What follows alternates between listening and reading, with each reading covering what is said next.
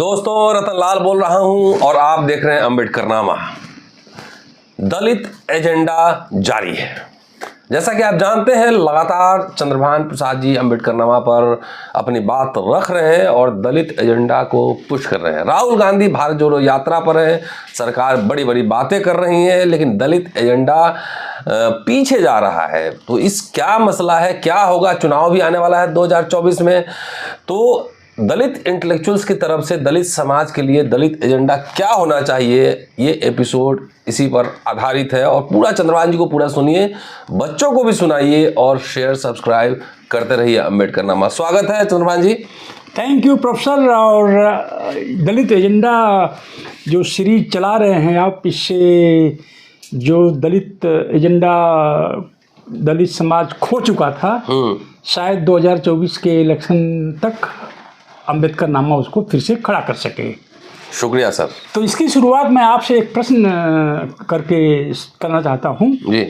आप इतनी conferences attend करते हैं, सेमिनार्स अटेंड करते हैं, आपने कभी क्या मिड डे मील स्कीम्स का दलित एजुकेशन पर क्या इम्पैक्ट पड़ा है? कोई सेमिनार इस तरह के टाइटल से मैंने भाषण में कहा है अपने कोई सेमिनार किसी ने ऑर्गेनाइज किया है? नहीं, लेकिन मैंने कहा है कि वो स्लेट छीन लिया, प्लेट पकड़ा दिया। हाँ, आपने तो कहा है, लेकिन कोई दलित समाज की तरफ से नहीं आया, कोई संगठन की तरफ से भी नहीं आया।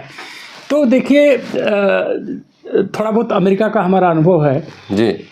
दलित मिडिल क्लास या किसी भी देश का मिडिल क्लास मानते हैं कि मोस्ट इनलाइटेंड तबका होता है, एजेंडा सेटिंग करता है। हाँ, शेष समाज के लिए। तो दलित मिडिल क्लास को मिड डे मील स्कीम जो गांव में स्कूल्स हैं जी, उस पर जो स्लेट की जगह प्लेट आ गया है, इस पर कोई चर्चा क्यों नहीं करते हैं? क्योंकि एजुकेशन से बड़ी मुक्ति की तो कोई राह नहीं है। तो जो मैं गांव में घूमता हूं, जैसे मैंने अपने मामा के गांव की कहानी लिखा था कि 50% दलित बच्चे प्राइवेट स्कूल में जा रहे हैं। और पहले हम लोग कक्षा 5 का एग्जाम भी बोर्ड से दिए हैं, उसमें बच्चे फेल भी हो जाते थे। और जो सरकारी स्कूल में पढ़ते थे, मिडिल का भी एग्जामिनेशन बोर्ड से होता था, हाई स्कूल का भी एग्जामिनेशन बोर्ड से होता था जी।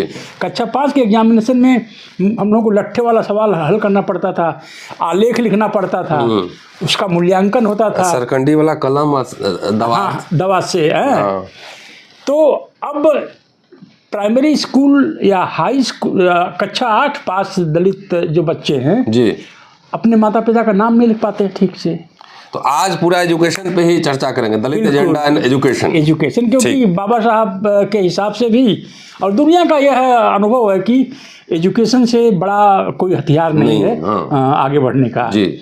तो मिड डे मील की वजह से दलित समाज जो गरीब समाज है, गांव में रहता है, उनके बच्चों का भविष्य एकदम अंधकारमय हो गया है। स्वाभिमान पे भी धक्का है ना, स्वाभिमान पे भी धक्का है कि फ्री में खाने वाले हैं ये। प्लेट लेके खड़ा रहता है लाइन में। हाँ, तो खाना भी बहुत ही घटिया क्वालिटी का होता है। हमको किसी ने जर्मनी में एक बार पूछा था कि मिस्टर प्रसाद, अगर सरकार न दलितों को खाना खिलाए तो ये दलित क्या अपना पेट अपने आप कमा के भर सकते हैं? तो ये सब चीज़ें, इतना राशन कार्ड, नरेगा और मिड डे मील स्कीम, ये दलित समाज की छवि के साथ जुड़ गया है। और मैं दिल्ली में 1980 में आया हूँ और कुछ न कुछ किसी न किसी तरह से दलित समाज के कार्यक्रमों में भाग लेता रहता हूँ। कभी भी मुझे नहीं लगा कि किसी दलित ने डिमांड की हो कि हमें स्कूल में खाना दो ना। हमारे बचपन में कैसे उस समय। दूसरा सवाल जो जर्मनी में आपसे पूछा गया, उसका उल्टा जवाब ये है कि जब मिड डे मील नहीं था तो दलित लोग कैसे जिंदा रहे? हमने बताया, सब उनको बताया क्या 1960 में 50-70 में दलितों के घर में अनाज ज्यादा थे, खूब खाते थे।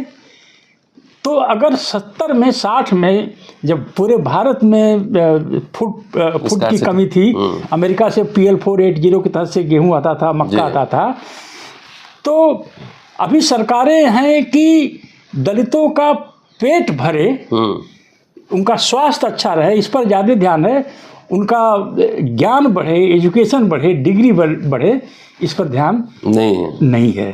और दलित मिडिल क्लास जो अम्बेडकरवादी होने का दावा करता है और जो दलितों की भलाई की बात करता है, वह गांव को भूल गया, गांव में रहने वाले लोगों को भूल गया, और गांव में दलित एजुकेशन की क्या हालत है इसको भी भूल गया।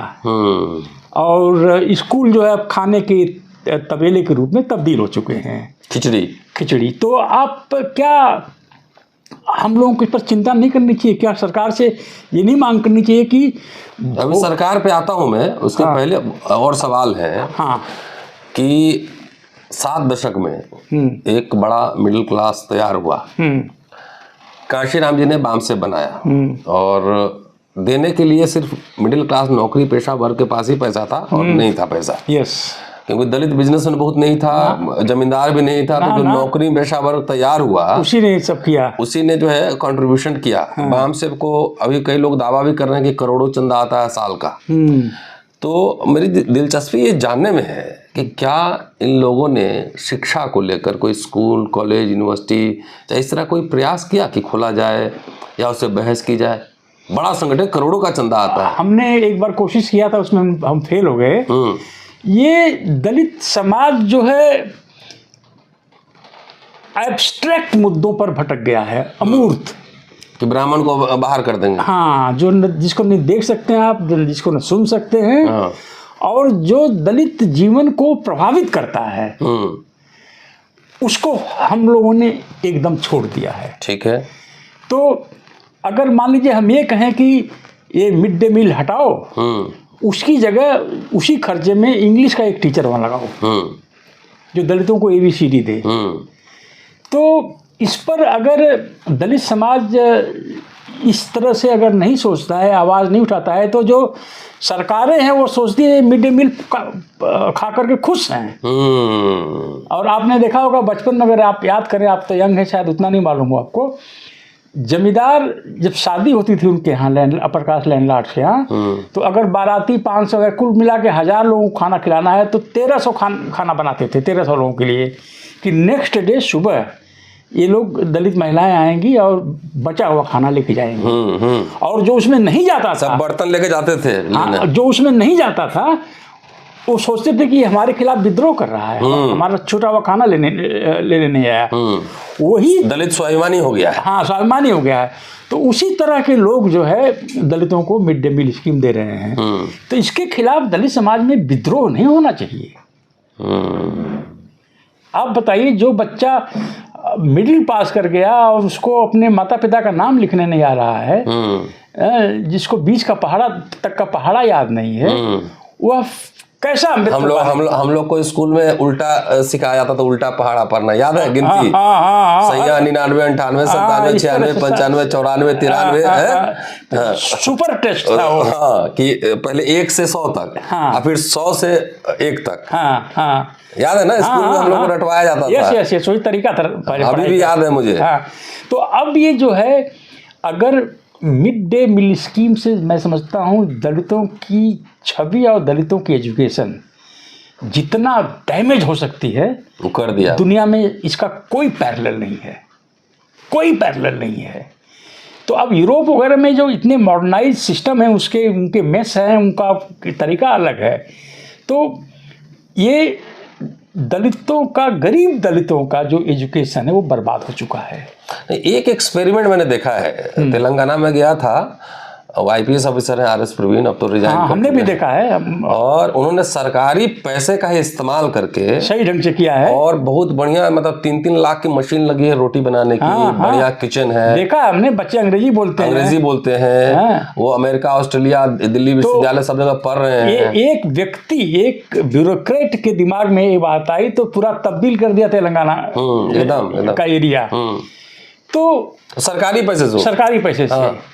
तो ये दलित समाज में यह बात क्यों नहीं कचोटती है कि हमारे गरीब दलितों के बच्चों की एजुकेशन बर्बाद हो गई?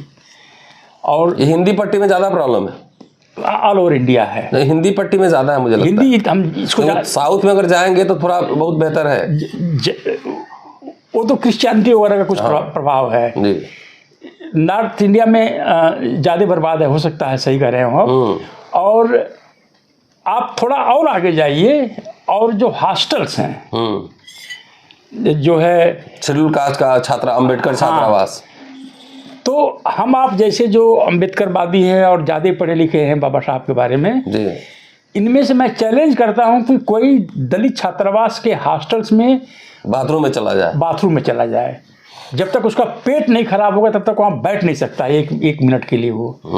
तो इस पर क्या दलित समाज को चिंतित नहीं होना चाहिए? हर शहर में एक छात्रावास है, कम से कम 2-3-4 है। हाँ। एक ही मान लीजिए, तो ना वहाँ मेस है, ना बाथरूम ठीक है, ना लाइट है, ना व्हाइट वॉश है, ना टेबल है, ना कुर्सी नहीं, ऊपर से बालू गिरता है।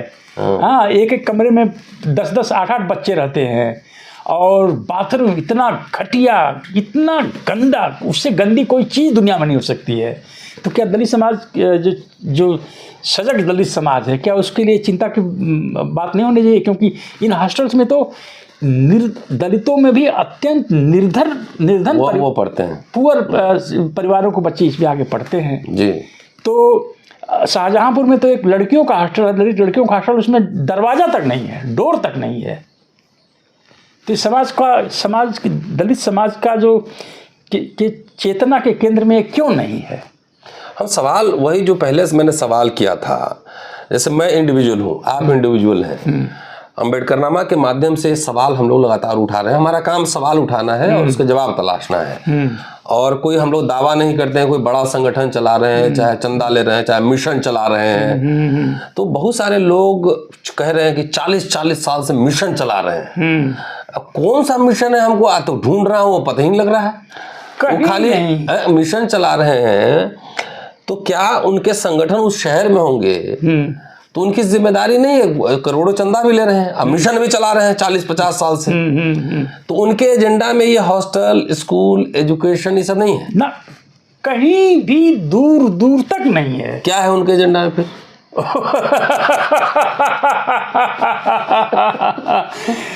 वो दलित समाज के लोग जो दिल्ली में एक म्युनिसिपैलिटी का काउंसलर नहीं जीत सकते हैं, वो पार्लियामेंट के छत के सबसे ऊपर जो है चड्डी बनियान में खड़ा होकर हुक्मरान बनना चाहते हैं।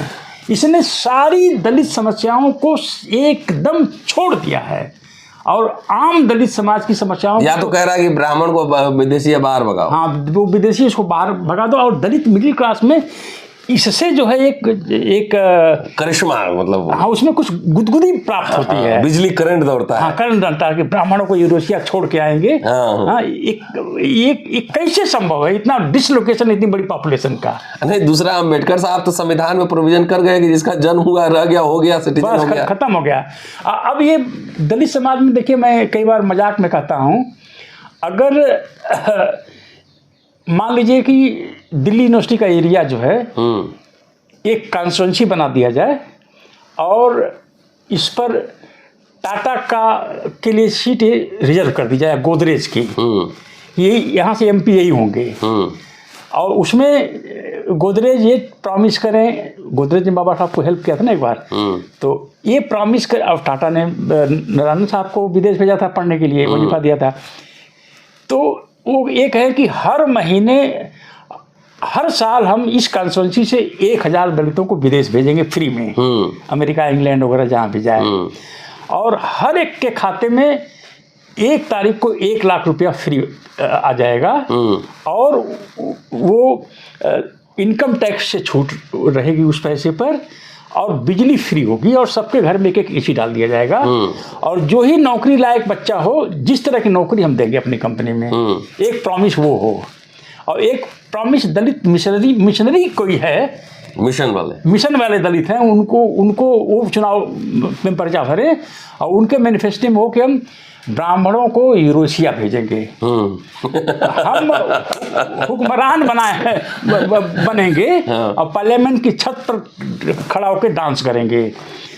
तो मुझे लगता है कि गोदरेज हार जाएंगे चुनाव, गोदरेज हार जाएगा। हाँ, ये जो है मिशन वाला जीत जाएगा। तो जब मैं ये कहता हूँ कि मैं पूरी जिम्मेदारी से कहता हूँ प्रोफेसर साहब कि दलितों की चेतना अभी जो वर्तमान समय में है, यह भ्रष्ट हो गई है। जिसको थोड़ा भी इस बात की चिंता नहीं है कि गांव में रहने वाले दलित की एजुकेशन की क्या स्थिति है। नशे में है, मतलब हुक्मरान। एकदम अफीम से भी खतरनाक नशा ये है।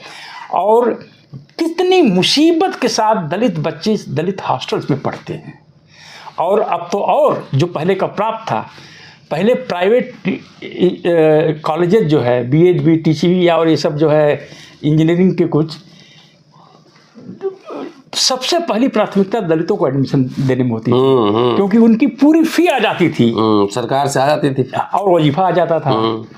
वह 50% से भी नीचे घट के रह गया ना। हाँ, हमारे एक दोस्त डिग्री कॉलेज चलाते हैं वहाँ पर शाहजहाँपुर में, वो ये बताते हैं कि 50% से भी नीचे रह गया है दलितों का जो आर्थिक सहायता आती थी। ये हुक्मरान बनने के चक्कर में सब गड़बड़ है, सब खत्म कर दिया। तो ये डॉक्टर साहब, दलित मिडिल क्लास कितना निर्मम हो सकता है अपने गरीब समाज के प्रति। हाँ, उनकी समस्या इनकी समस्या है ही नहीं। और ये सब लोग बाबा साहब की पेंशन पर जी रहे हैं। आज कोई विज्ञापन कहीं आ रहा है नौकरी का? कुछ नहीं आ रहा। पुलिस सिपाही का। और अभी भी लोग कह रहे हैं कि 1932 के आगे सिलेबस बढ़ा ही नहीं। हाँ हाँ, अभी गांधी पूना पैक्ट अम्बेडकर उसके आगे सिलेबस नहीं बढ़ा। आगे सिलेबस नहीं बढ़ा। वो पहले रिकॉर्ड आता था ना, हाँ, वो ऐसे गोल वाला, हाँ, भोंपू बजता था। हाँ, तो कई बार वो सुई अटक जाती थी। हाँ, तो एक ही बात बार बार। हाँ, तो दलित मिडिल क्लास दिया है जहाँ भी देंगे, दिल दिया है जहाँ भी देंगे। दलित समाज की चेतना उसी तरह से पूना पैक्ट में अटक गई है, उससे आगे नहीं बढ़ रहा है। उसे आगे बढ़ा है तो और खराब हुआ है। उसे आगे केवल हुक्मरान बनना है। क्या करेंगे वजीफा लेकर? पूरा पढ़ना लिखना, एक मिडिल क्लास, एक प्रोफेशनल, हाँ, इंडस्ट्रियलिस्ट, एजुकेशन, ना, ये सब कुछ नहीं बनना है। तो हम समझते हैं कि अम्बेडकर नामा का एक बहुत बड़ा एक कंट्रीब्यूशन होगा अपने मिडिल क्लास की चेतना को झकझोरने में, कि आप इतने स्वार्थी मत बन जाओ कि शेष दलित समाज की बात भी नहीं करो आप। और 1940 तक देखिएगा, 2050 की जरूरत, 2040 तक देखिएगा, जब जैसे भर्तियां बंद हो गई हैं, तो दलितों की जो नेक्स्ट जनरेशन है, जिसको अपने पेरेंट्स का जॉब नहीं मिलेगा, तो क्या करेगा वो फिर क्या करेगा गुटखा खाने के अलावा? तो इतनी भयावह स्थिति आने वाले समय में होने वाली है। दोस्तों, ये अम्बेडकरनामा सब रिकॉर्ड पे रहेगा। और 2040 में मैं रिटायर हो चूँगा 37 में, और 2040 में मैं 68 साल का रहूँगा। उस समय वीडियो फिल्म निकाल के मैं दिखाऊंगा कि चंद्रभान जी जो है 2022 में क्या कर रहे थे। मैं तो बाबा साहब के पास चला जाऊंगा तब तक। नहीं, अभी जाने नहीं देंगे। दोस्तों, ये दलित एजेंडा 2024 चर्चा चल रही है, और चर्चा का विषय है आज कि अगर दलित को एजेंडा सेटिंग करना हो एजुकेशन को लेकर, एजुकेशन विशेष है, इसमें सिर्फ एजुकेशन पे ही चर्चा होगी। चंद्रभान जी बहुत बढ़िया बात सब बता रहे हैं। आखिरी सवाल इनसे पूछता हूं इस एपिसोड में कि आपको अगर एजेंडा सेटिंग करना हो, सरकार को एक मांग पत्र देना हो, कोई भी सरकार हो या पॉलिटिकल पार्टीज हो, तो दलित और एजुकेशन को लेकर आप मांग पत्र में क्या क्या पॉइंट्स होंगे? Following points. अभी तो एजुकेशन से ही, हाँ, एजुकेशन पे। हाँ। पहली बात तो इस सरकारी स्कूल से मिड डे मील स्कीम बंद होना चाहिए। पहला कैबिनेट डिसीजन होगा मेरा। और उसी खर्चे में इंग्लिश टीचर रखे जाए, ठीक, स्कूल्स में। और स्कूल्स की 5th का एग्जामिनेशन फिर से बोर्ड से हो, मिडिल स्कूल का एग्जामिनेशन फिर से बोर्ड से हो, तो दलित समाज की एजुकेशन सिक्योर होगी। और दलित समाज खवैया समाज है, ये राशन कार्ड ही इसका फंडामेंटल राइट है। चाहे पूरा दलित समाज मेरे खिलाफ हो जाए, मैं नरेगा फरेगा राशन सब बंद करेंगे। हाँ, अगर 2060 में 1960 में हमारे लोग बगैर इसके जी सकते थे और अपने बच्चों को डॉक्टर बनाया, इंजीनियर बनाया। पहले जितने भी लोग पहले पीढ़ी के IAS अफसर बने हैं, IPS PCS डॉक्टर इंजीनियर, पूछिए उनकी क्या स्थिति थी उनके परिवार की 1960 में 70 में। तो अगर तब ये समस्या झेल सकते थे तो आज राशन कार्ड के चक्कर में क्यों खड़े हैं। और लोग दुनिया में बात फैल गई है, एक बहुत ही एक तरह का अजीब सा जानवर है दलित। हाँ, अपनी रोटी नहीं कमा सकता है, अजीब सा जानवर। हाँ, तो ये पहला डिसीजन, बंद करो मिड डे मील स्कीम, वहाँ पर इंग्लिश टीचर लगाओ, बोर्ड से एग्जामिनेशन फिर से शुरू हो, और ये नरेगा फरेगा ये किसी और को दे दो। हाँ, ये दलित अरे अम्बेडकर का फॉलोअर क्यों ऐसे मांगता फिरे राशन कार्ड और नरेगा में जब इसके एंसेस्टर जो है भूखी माओ के पेट से IAS और IPS डॉक्टर इंजीनियर बने हैं। भूखी माओ के पेट से पहली जनरेशन के दलित अफसर बने हैं। और आज समाज इतना आगे चला गया, बाबा साहब को समझने वाले इतने लोग हो गए कि दलित अचानक इतना कमजोर हो गया। बताइए, कितना लाज लगती है। उसमें फिर आप जैसे जवाहर नवोदय विद्यालय है, उस तरह के 1000 विद्यालय बने। मैं समझता हूँ राजीव गांधी जी का ये IIT से भी बड़ा स्टेप था। स्कूल वाला ना, स्कूल वाला। हाँ। नवोदय केंद्रीय विद्यालय, जवाहर नवोदय विद्यालय दोनों। हाँ, तो केंद्रीय विद्यालय तो पहले से था। हाँ। लेकिन जवाहर जो विद्यालय है, नवोदय विद्यालय, उसमें हॉस्टल है, उसमें बढ़िया पढ़ाई। हाँ, तो अगर वह संभव है तो हम क्यों नहीं डिमांड करते, या हम अगर सरकार में आए कि सारा प्राइमरी स्कूल को नवोदय विद्यालय, सेमी नवोदय विद्यालय में हम बदल देंगे। ये डिमांड नहीं उठनी चाहिए, चूंकि ये डिमांड हम दलित समाज में नहीं है। आप भी कह रहे हैं कि हमने ऐसा कोई सेमिनार नहीं अटेंड किया जिसमें यह एजेंडा हो। हम भी नहीं देखे कभी, हम भी बहुत घूमते हैं। तो ये अगर जवाहर नवोदय विद्यालय संभव है तो सारे प्राइमरी स्कूल नवोदय विद्यालय की तरह से क्यों नहीं बन सकते, एकदम हाईटेक। हाँ, चूंकि हमारी डिमांड ये नहीं है तो पॉलिटिकल पार्टी सोचती है अरे दलित लोग हैं, इनको दे दो, जब खिलाओ, हाँ, इनको खाना खिला दो, बचा हुआ दे दो तो भी ले जाएंगे। हायर स्टडीज में क्या आपका एजेंडा है? बाबा साहब के जो मैनिफेस्टो में लिखा उन्होंने कि एजुकेशन पर हम ध्यान देंगे शेड्यूल कास्ट और शेड्यूल ट्राइब्स के लिए। फिर लिख रहे वो इधर छोटी छोटी एजुकेशन नहीं, हायर स्टडीज फोकस कर रहे हैं, उस पे विदेश भेजने की बात कर रहे हैं। तो अगर 1951 में बाबा साहब ये सोचते हैं कि दलित समाज में एजुकेशन का मतलब विदेश में जाके पढ़ो, शेड्यूल कास्ट फेडरेशन के मैनिफेस्टो में है, तो उनके जो फॉलोअर्स हैं, जो बाबा साहब अम्बेडकर के फॉलोअर होने का दावा करते हैं, मिशनकारी हैं मिशनकारी टाइप के लोग जो हैं, उनके एजेंडे में क्यों नहीं है?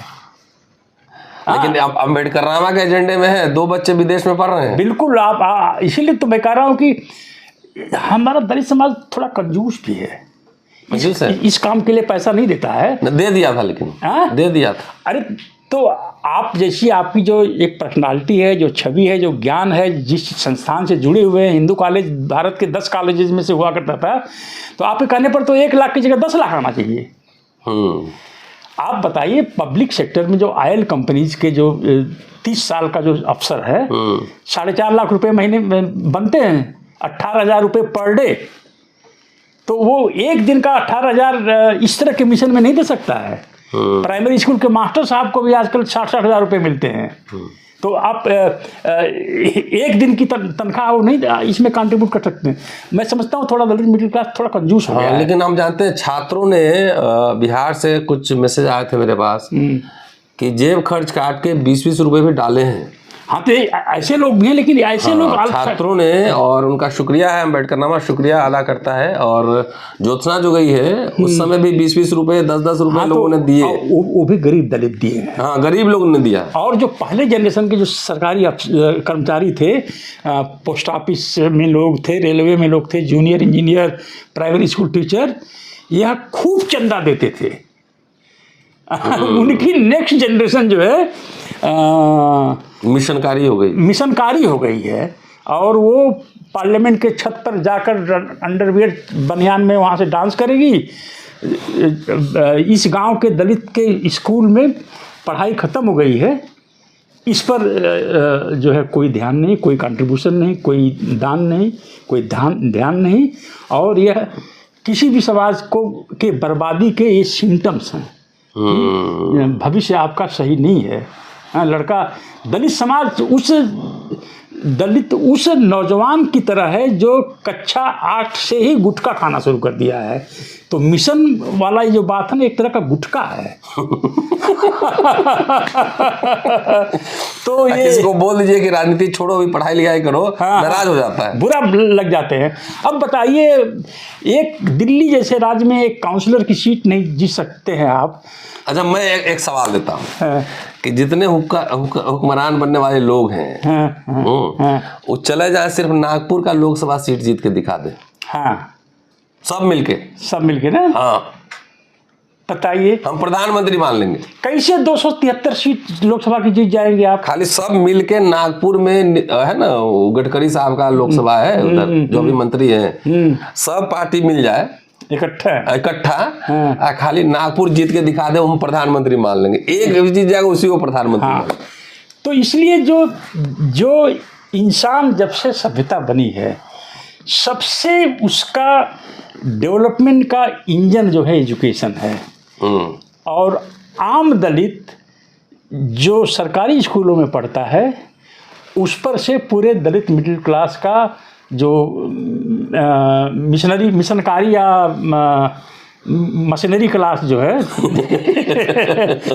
मशीनरी जो क्लास है, उसका उस पर चर्चा करने का भी मन नहीं है। वो खाली ब्राह्मण को विदेश भेजेंगे। हाँ, प्रमोशन लेना है और बस। हाँ, बस हम मिशन चला रहे हैं। हाँ, बिल्कुल। हिस्टोरियन भी पैदा नहीं हुआ है ना, इकोनॉमिस्ट हुआ है ना।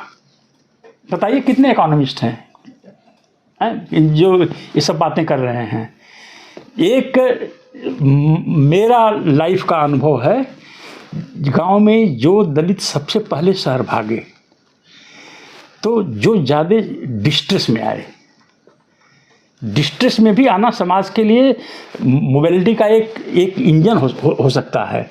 तो दलित समाज में एजुकेशन ही नहीं रहेगी तो कैसे अम्बेडकरवादी बनेगा समाज? कैसा मिशनरी मशीनरी और क्या वगैरह वगैरह नाम जो है चल रहा है, जब दलित एजुकेशन से ही एग्जैक्टली ये था चंद्रभान जी का दलित एजेंडा 2024 एजुकेशन विशेष।